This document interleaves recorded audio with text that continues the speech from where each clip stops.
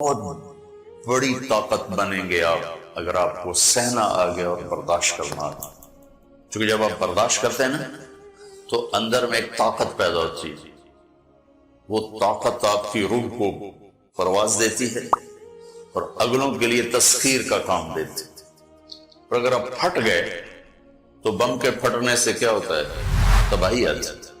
جب آپ پھٹیں گے یا میں پھٹوں گا تو معاشرے میں تباہی آ جاتی ہے. تو اس کے لیے آپ دو چیزوں کا اہتمام فرمائیں. ایک اپنی زبان کی حفاظت فرمائیں. آپ اس 400 کے معاشرے میں کوئی غیبت کرنے والا نہ، کوئی جھوٹ بولنے والا نہ، کوئی کسی کو طنز کرنے والا نہ، تانا دینے والا نہ. ایسی بات جو کسی کے دل پہ جا کے چوٹ مارے اس سے آپ اپنی زبان کو صاف کر. کبھی اس پہ قابو پا سکیں گے، کبھی نہیں، کبھی رہ جائے گا، کبھی ہو جائے گا. تو جب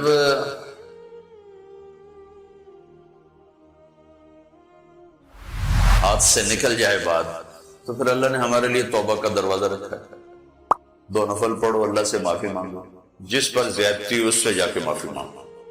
اس سے آپ کی مزاج میں ٹھہراؤ آ جائے گا، ٹھہراؤ آ جائے گا.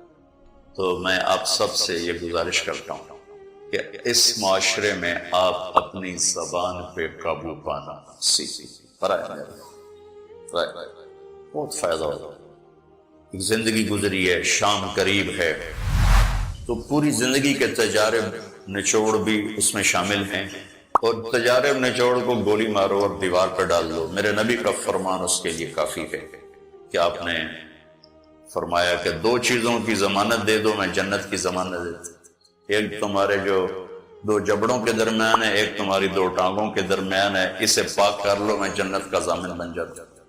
اور معاذ بن جبل سے فرمایا کہ تمہیں پورے دین کا نچوڑ بتاؤں. کہ جی کیا تو آپ نے اس حدیث کو میں نے پتہ نہیں ہزاروں لاکھوں دفعہ بیان کر دیا ہے اور ہر دفعہ بیان کیا ہے کہ اچھا یہ ایسے کر کے کیوں فرمایا؟ یہ پہلے کیا پھر کہا کف ہذا. اور کہا کس کو ہے؟ جن کے بارے میں آتا ہے کہ اس امت کے علماء کا جھنڈا قیامت کے دن معاذ بن جبل کے ہاتھ میں ہوگا. اتنے بڑے بڑے. 18 ہجری میں انتقال ہوا. 1434 ہجری میں اردن گیا تو ان کی قبر سے خوشبو آ رہی تھی. 1400 سال گزر گیا، ان کی قبر سے خوشبو کا آنا بند نہیں ہوا. اتنے بڑے آدمی کو کیسے سمجھایا؟ بچے کی طرح. معاذ اس زبان کے قابو. تو آپ سب کو، اپنے آپ کو بھی کہتے ہیں. وہ عرب خطیب کہتے ہیں اوصیکم نفسی اولا وایاکم کر کے عام طور پہ خطبہ شروع کرتے ہیں.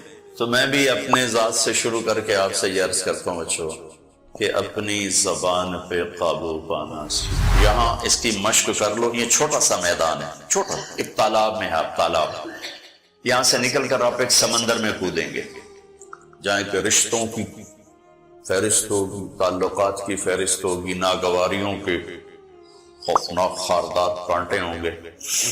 کہیں کہیں پھول ملیں گے ورنہ کانٹوں سے بھرا جہان ہے.